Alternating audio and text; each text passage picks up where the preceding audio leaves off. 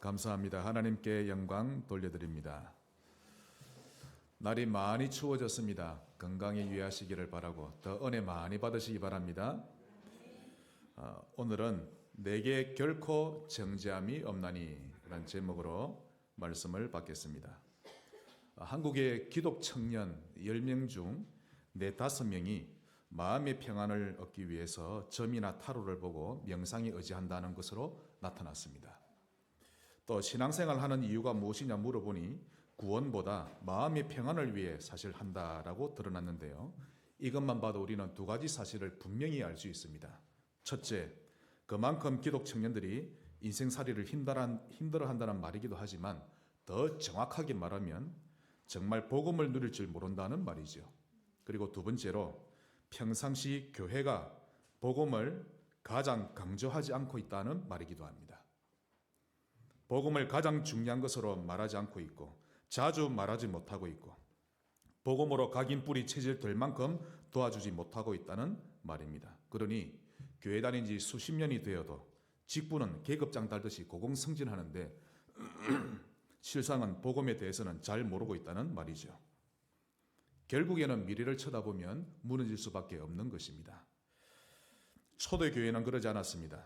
직분이 어떠하든 상관없이 그건 은혜로 하나님이 주시는 것이고 은혜로 받는 것이고 오직 복음으로 자기 인생에 대한 해석 다 되어졌고 복음 때문에 껍데기와 본질 구분 잘 되어졌죠. 종교와 복음의 차이 뚜렷하게 알고 있었고 자신이 처한 곳마다 복음화 시켜 나갔던 것이 초대교회 성도들이었습니다. 다시 말해서 예수 그리스도 한 분만으로 완전하고 충분하다는 답이 나왔다는 뜻입니다. 성지교회 성도님들 그렇게 되시기를 축원합니다. 정말 복음 하나 제대로 알면요 다 보입니다. 이게 여러분의 목표입니다. 진짜 보인다는 게 무슨 말일까? 다 보입니다. 반대로 복음 하나 제대로 모르면 지구의 모든 일이 보이지 않고 내 인생도 제대로 보이지 않게 되는 것입니다. 그래서 인본주의 쓰고 방황을 하는 것이죠. 오늘 제목이 결코 내게 정죄함이 없나니인데요. 오늘 복음으로 결론하시기를 바랍니다. 복음으로 결론이 나는 만큼 참 자유를 경험하게 되고 또 행복한 인생이 되어지는 것입니다. 요한복음 8장 32절 진리를 알지니 진리가 너희를 자유롭게 하리라. 본론 첫 번째입니다. 정죄받은 나. 오늘 여러분의 자신을 한번 돌아보셔야 합니다. 오늘 가정예배 때 정죄받는다는 게 무슨 말일까라고 물어보니 뭐 이런저런 대답을 하던데요. 제가 정확하게 알려드립니다. 정죄를 받는다 이 말은 심판받는다라는 뜻입니다. 또 판결을 선고받는다는 뜻이죠. 이 세상에서는 사람이 죄를 지으면 그 죄질에 따라 유기징역 또는 무기징역으로 선고받습니다. 징역 1년, 징역 2년 또는 징역 50년 이렇게 일정 기간을 선고받았다가 그 기간이 끝나면 해방되는 형벌을 유기징역이라고 하고요. 무기한으로 징역살이해야 되는 형벌이 바로 무기징역입니다. 그런데 이 무기징역을 선고받았을지라도 착하고 성실하게 수감 생활을 하다 보면 막 감형받거나 가석방 되기도 하죠. 하지만 영적으로 정죄받는 일은 결코 감형이나 가석방 그런 게 없습니다. 그야말로 종신형이죠. 영원히 죄인이요 영원히 지옥 백성이라는 말인데 결단코 죄에서 벗어날 길이 없다라는 뜻입니다. 그러므로 정죄받은 나 이 말은 정말 무서운 말인 것입니다. 즉 우리는 죄인으로 선고받았다는 뜻입니다. 즉 너는 죄인이야 라고 하나님이 정죄하신 거죠. 마가복음 16장 16절 믿고 세례를 받는 사람은 구원을 얻을 것이요 믿지 않는 사람은 정죄를 받으리라. 즉 심판을 받게 되었다라는 뜻이 됩니다. 참 우리 교회는 복음을 많이 전합니다. 제가 보니까요. 근데 여러분이 전하는 이 복음을 받아들이지 않는 행위는 어떤 종교를 받지 않는 차원이 아닙니다. 그것은 하나님께로부터 너는 죄인이다 라고 정죄받는 차원이 됩니다. 요한복음 16장 9절 죄에 대하여라 함은 즉 죄가 무엇입니까? 그들이 나를 믿지 아니하며. 그러므로 죄 중에 가장 큰 죄는 예수님이 우리를 대신해서 희생제물이 되어주셨는데 그 사실을 믿지 않는 것이 제일 큰 죄인 것입니다. 우리를 위해 죽으시고 부활하심으로 모든 문제 해결해 놓으셨는데 이걸 받아들이지 않는 것은 일가족을 살해한 살인자보다 더 큰 죄인이요, 유태인 500만 명을 죽인 히틀러보다 더 큰 죄인이라는 것입니다. 그래서 예수 믿지 않는 수녀보다 예수 믿고 구원받은 창녀가 더 낫다는 말이 여기서 나온 것입니다. 그런 자에게 주님이 직접 말씀하셨죠. 요한복음 8장 44절. 이건 바리새인들에게 하신 말씀입니다. 나는 의로워, 나는 말씀을 다 지키고 있어. 이런 바리새인에게 하신 말씀이죠. 너희는 너희 아비 마귀에게서 났으니. 경천동지할 일입니다. 나는 분명히 선민인데 어째서 우리를 보고 마귀의 자녀라 한단 말인가? 그들은 무슨 말인지를 못 알아듣습니다. 여러분, 인간은 마귀 권세에서 결코 못 빠져나옵니다. 그 무엇으로도 못 빠져나옵니다. 어떤 북한 여자 한 명이 탈북해서 우리 남한으로 왔습니다. 사선을 넘나들며 아주 힘들게 남한에 왔는데요. 지금은 아들 둘, 딸 둘 낳고 잘 살고 있는데, 그러다 어느 날 갑자기 허연 물체가 하나씩 나타나기 시작했습니다. 처음에는 어쩌다가 한 번씩 보이더니 나중에는 시도 때도 없이 나타났는데 귀신이었습니다. 결국 신을 받고 무당이 되었죠. 알고 보니까 북한에 있는 그녀의 할머니와 이모도 무당이었는데 결국 이 여인에게까지 대물림되었던 것입니다. 귀신은 남북을 가리지 않습니다. 38선을 이 제한을 받지 않는 존재입니다. 그러니 그 여자는 일평생 운명사주팔자에 묶여서 살아가는 것입니다. 정죄받았다는 것은 길을 잃은 인생이라는 것입니다. 인생이 어디서 와서 어디로 가는지 알지 못하고 살아가는데 바다 한가운데서 끝없이 표류하는 돛담배와 같은 인생인 것입니다. 이처럼 복음을 받아들이지 않는다는 것은 단순히 종교를 받아들이지 않는다는 차원이 아니라 죄인으로, 지역 백성으로 그렇게 선고받는 차원인데 그 결과는 엄청납니다. 그래서 사람은 몸부림을 칩니다. 산에 들어가 돌을 닦기도 하고, 또 불교에서는 여러 불교 나라로 이렇게 순례를 떠나죠. 인도도 가고 네팔도 가고 스리랑카 가고 중국도 가고 이런 먼 나라에 가서 수련도 해보지만 결코 길을 찾지 못합니다. 수련하면 할수록 영적 문제가 더 깊어지는 것이죠. 오뇨대사 아시죠? 그가 40세가 되었을 때 중국으로 유학 가기 위해 길을 떠났습니다. 하루 종일 걷고 먹을 것 제대로 먹지 못하는 여정이었는데 산을 넘어가던 중에 이제 밤이 되었습니다. 마침 또 비가 얼마나 많이 내렸던지 더 이상 갈 수 없었죠. 그래서 주변을 둘러보니까 어떤 한 움막이 조그만 게 움집이 보이는 겁니다. 거기서 하룻밤 쉬어가기로 했는데요. 얼마나 피곤했던지 그대로 그냥 골아떨어진 것입니다. 그러다 한밤중에 너무 목이 말라서 잠에서 깨었는데요. 마침 옆에 보니까 바가지에 물이 또 있는 거 있죠. 그걸 마셨는데 얼마나 시원하고 달던지 그래서 기분 좋게 다시 잠들었고요. 그 다음날 아침에 일어났는데 잠에서 깨어난 그는 깜짝 놀랐습니다. 그가 잠들었던 곳은 움집이 아니었고 바로 무덤이었고요. 어젯밤에 바가지로 보였던 것이 해골이었고 그가 마셨던 물은 벌레가 오글거리는 썩은 물이었던 것입니다. 그걸 보자 오뇨대사가 갑자기 인상이 찌그러지면서 헛구역질을 하기 시작했습니다. 왜 했겠죠. 구역질을 한참 하다가 본인이 뭔가를 깨달은 겁니다. 아하, 환경이 문제가 아니라 사람의 마음이 진짜 중요하구나. 이걸 깨달았던 것이죠. 정말 중요한 깨달음 아닙니까? 사실 이런 걸 하나씩 깨달아갈 때마다 사람은 철들게 되고 세상을 바라보는 눈이 점점 달라지는 것입니다.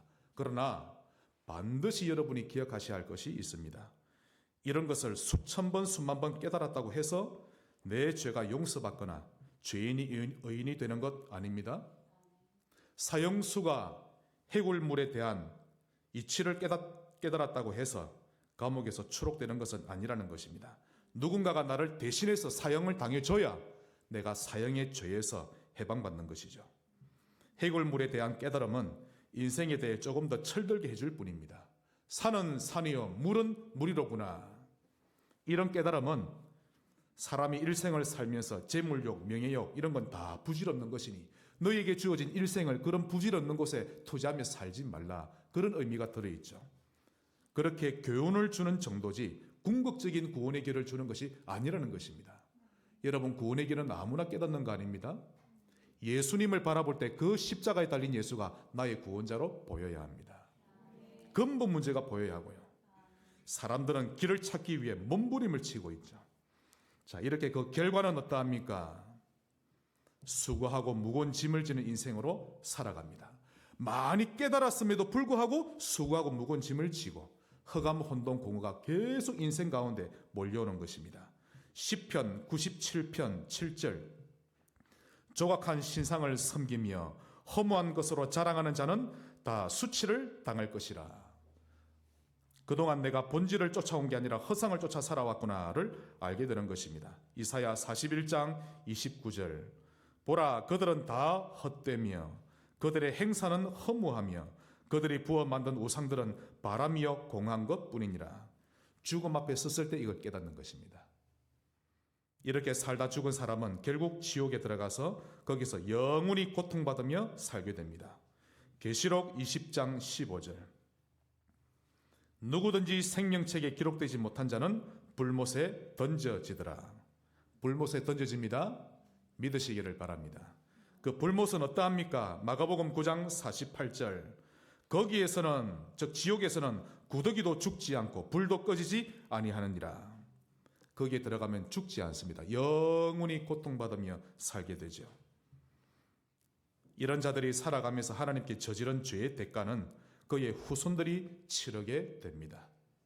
민수기 14장 18절, 여호와는 노하기를 더디하시고 인자가 많아 죄악과 허물을 사하시나 형벌받을 자, 즉 정죄받은 자는 결단코 사하지 아니하시고 아버지의 죄악을 자식에게 갚아 3, 4대까지 이르게 하리라 하셨나이다. 이사야 59장 21절, 여호와께서 이르시되 내가 그들과 세운 나의 언약이 이러하니. 하나님 항상 언약을 세우십니다. 여러분 개인과 다 언약을 세우시는데 곧 내 위에 있는 나의 영과 내 입에 둔 나의 말이 이제부터 영원하도록 내 입에서와 내 후손의 입에서와 내 후손의 후손의 입에서 떠나지 아니하리라 하시니라. 여호와의 말이니라. 하나님은 축복이든 저주든 후손의 후손에게까지 이어가게 하시는 것입니다. 정죄받은 나였는데 오늘 본론 큰 두 번째로 길을 여신 하나님, 이번 한 주간은 감사하시기 바랍니다. 요한 1서 4장 16절, 하나님이 우리를 사랑하시는 사랑을 우리가 알고 믿었노니 하나님은 사랑이시라. 우리 하나님은 사랑의 하나님이십니다. 사랑하시되 한없이 사랑하시죠. 그래서 정죄받은 인간을 그대로 내버려 두지 않으시고 용서받는 길, 심판받지 않는 길을 열어놓으셨는데 그것이 바로 십자가에 달려 죽으신 것입니다. 주님이 말씀하셨죠. 요한복음 19장 30절, 예수께서 신 포도주를 받으신 후에 이르시되 다 이루었다 하시고 먹이를 숙이니 영원히 떠나가시니라. 다 이루셨음을 믿으시기 바랍니다. 놀라운 사실은 주님이 십자가에서 운명하실 때 성전에 있던 휘장이 위에서부터 아래로 완전히 찢어졌습니다. 둘로 갈라졌죠. 마가복음 15장 37절로 38절, 예수께서 큰 소리를 지르시고 숨지시니라. 이에 성소 휘장이 위로부터 아래까지 찢어져 둘이 되니라. 자, 여러분이 이 성전에 있는 휘장은 약한 천으로 만든 게 아닙니다. 양털로 만들었는데 굉장히 촘촘하게 만들었습니다.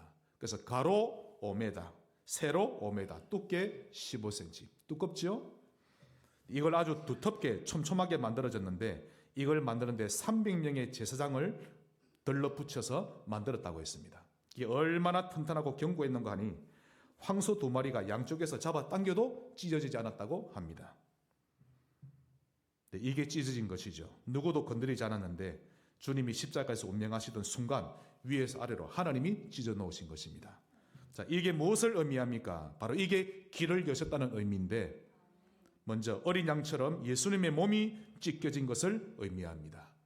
히브리서 10장 19절로 20절, 그러므로 형제들아 우리가 예수의 피를 힘입어 성소에 들어갈 담력을 얻었나니 그 길은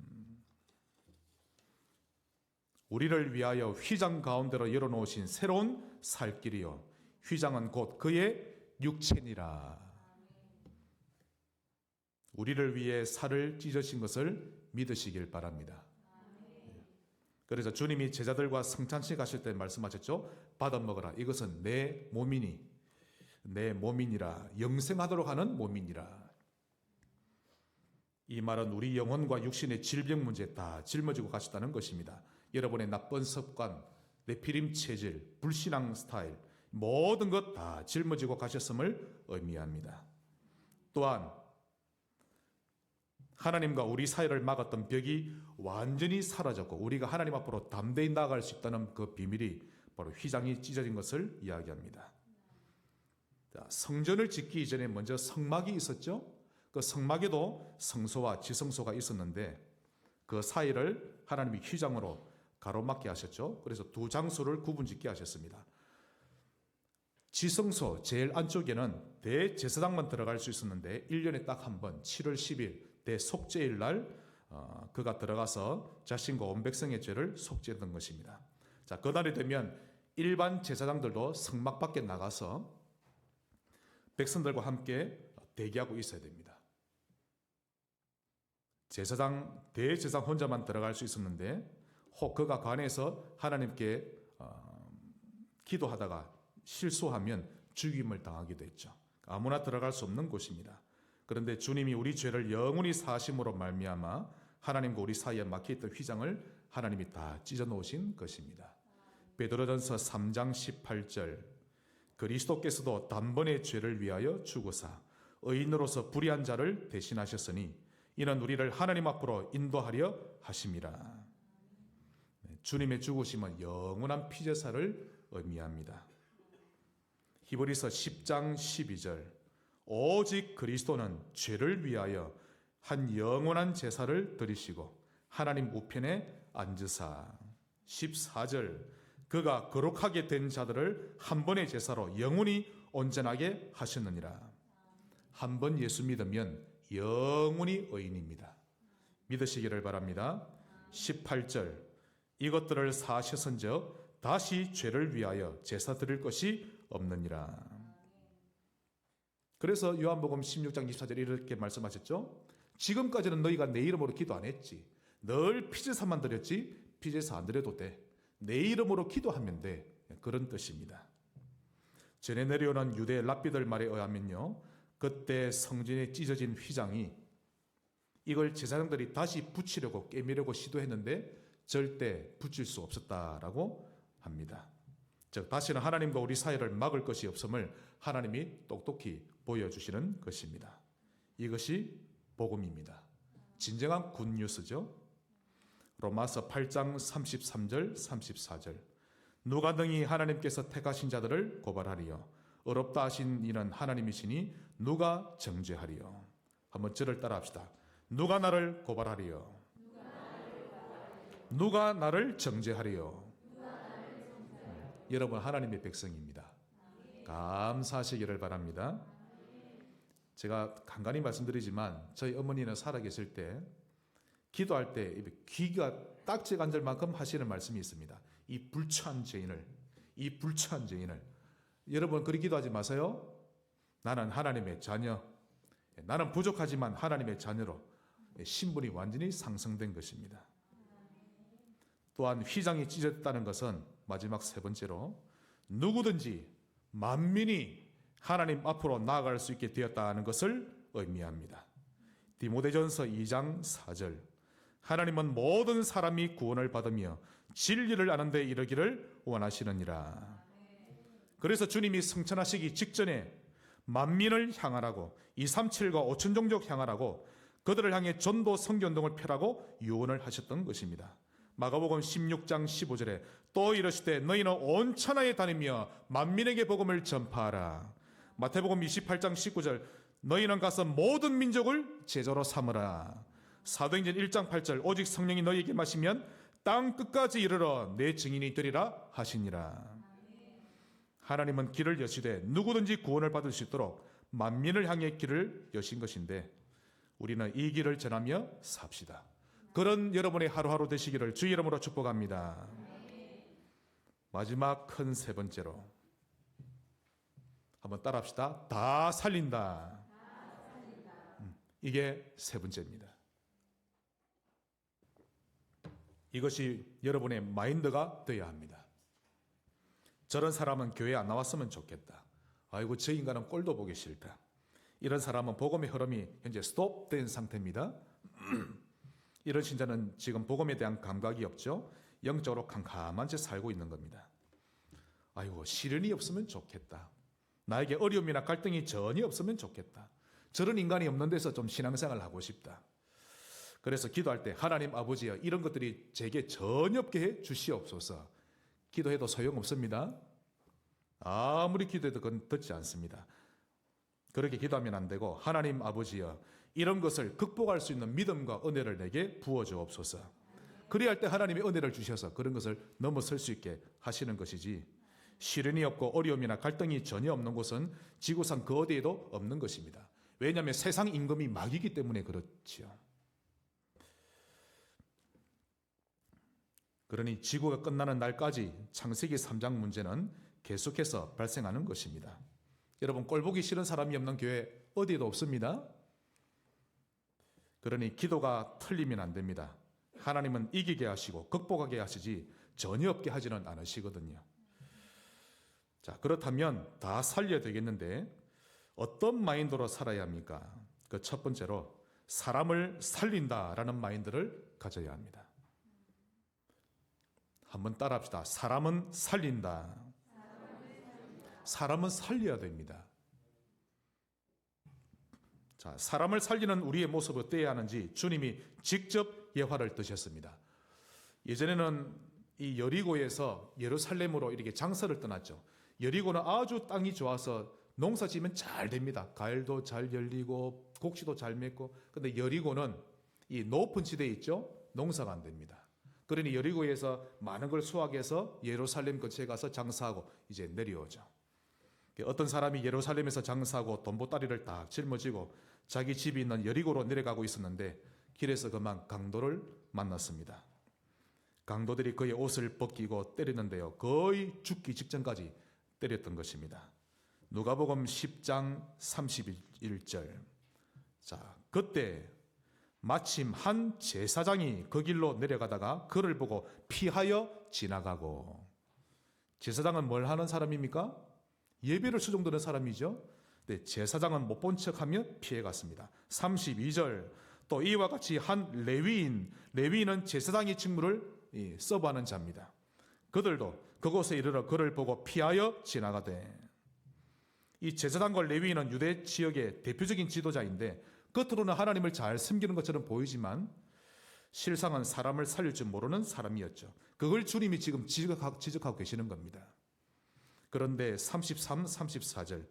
어떤 사마리아 사람은, 자, 이 당시 사마리아 사람은 유대인들이 인간 취급을 하지 않는 인간 말종으로 여기는 민족이죠.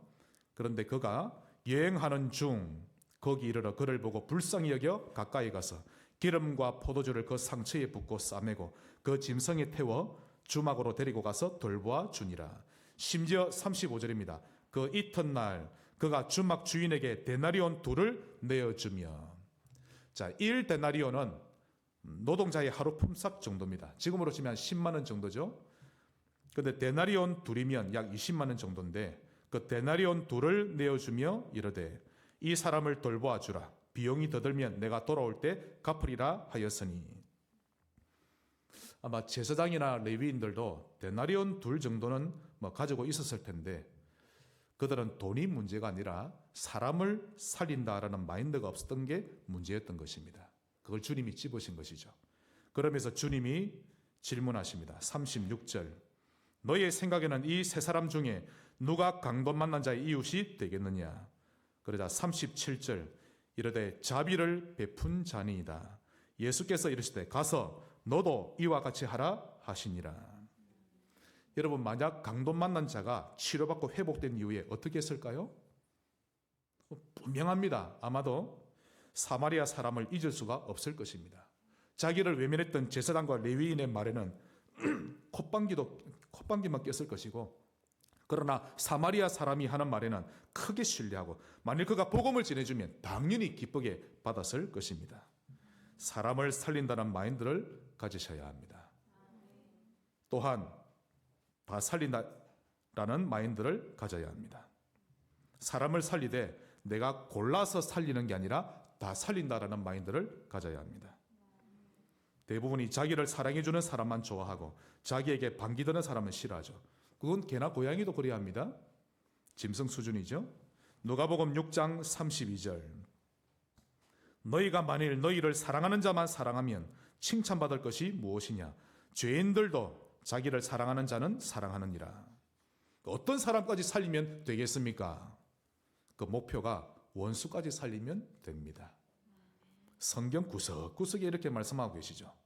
35절. 오직 너희는 원수를 사랑하고 선대하며 아무것도 바라지 말고 구워주라. 그리하면 너희 상이 클 것이요. 이것이 극복하는 신앙이요 이기는 신앙입니다.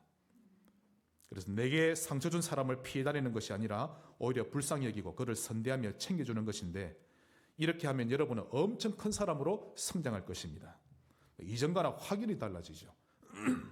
반대로 만일 사람을 계속 피해 다니기만 하면 갈수록 예민하게 되고 옹졸한 사람으로 되어져 갑니다.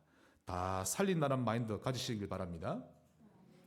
다 살리기 위해 어떻게 하면 됩니까? 마지막 세 번째로 안개꽃 같은 전도자 되세요. 제가 무슨 꽃 좋아하는지 아십니까? 네, 안개꽃. 제일 좋아합니다. 보기만 해도 얼마나 사랑스러운지. 안개꽃은 그 자체로는 사실 그다지 볼품이 있어 보이진 않는데, 신기하게도 다른 꽃과 같이 있으면 그 꽃도 살리고 안개꽃도 예쁘게 보입니다. 장미꽃 한 송이만 포장해 놓은 거하고 거기에다가 안개꽃을 같이 딱 포장해 놓은 거 비교해 보세요. 안개꽃이 들어간 곳이 훨씬 더 화려하고 예뻐 보이죠. 안개꽃처럼 여러분 때문에 다른 사람의 가치가 높아지고 살만하도록 도와주는 그런 신자 되시기를 예수 이름으로 축원합니다. 말씀의 결론을 맺겠습니다. 가상 세계 속에서 살지 마세요. 그건 다 허상입니다. 즉 신앙생활을 가상 세계 속에서 하듯이 하지 말라는 뜻입니다. 하나님은 가상이 아니라 실제입니다. 예배는 주일만 하면 돼.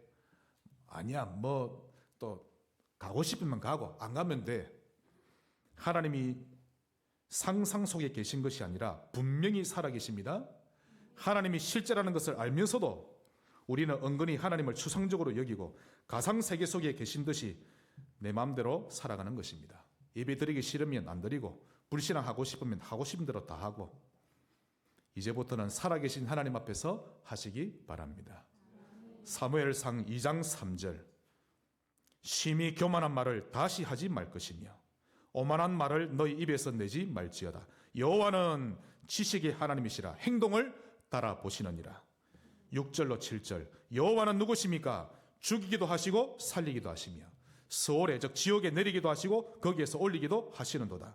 여호와는 여러분을 가난하기도 하시고 부하기도 하시고 낮추기도 하시며 높이기도 하시는도다. 가상 세계 속에서 빠져나오시기를 축원합니다. 다 허상입니다. 한번 제가 보니까요, 실제로 있었던 일인데 태양의 후예 아시죠? 얼마나 인기가 많았습니까? 그 드라마에 푹 빠진 어느 주부가 송중기에게 완전히 빠진 겁니다. 어느 날 송중기가 촬영했던 옷, 입고 있던 옷을 똑같이 구입한 거 있죠. 그리고는 저녁에 퇴근하고 돌아온 남편 보고 이거 입어봐라고 준 겁니다. 남편은 영문도 모르지 입었는데 아내가 딱 그걸 보더니 갑자기 화를 확 내면서 어째서 옷은 똑같은 옷인데 사람이 이렇게 다르냐면서 옷을 집어 던지면서 투덜대는 것입니다. 그 여자는 드라마 속에서 빠져나오지 못하는 한 죽었다 깨어나도 감사하지 못할 것입니다. 가상세계 속에 살고 있으면 현실에 대한 올바른 해석 못하게 되고 늘 라면 나라에서 살게 됩니다. 만일 송중기가 내 남편이라면 얼마나 좋을까? 만일 내가 부잣집에서 태어났더라면 얼마나 좋을까?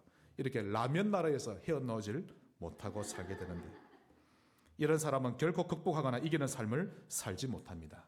하나님의 절대 주권을 인정하세요. 감사하시고 하나님 앞에서 살면 됩니다. 가상 세계에서 빠져나오시기를 바랍니다. 복음은 모든 문제에서 해방시키고 모든 사람을 살리게 합니다. 또한 여러분을 결코 정잠이 없게 만들어냅니다. 그러므로 아무것도 문제 안 되는 신자, 모든 사람 살리는 신자로 사시기를 주 예수 이름으로 축원합니다. 하나님 감사합니다. 모든 문제 해결되었음을 믿으며 감사하며 사는 신자, 극복하며 이기는 신자로 살아가게 하옵소서. 예수 그리스도 이름으로 기도합나이다. 아멘.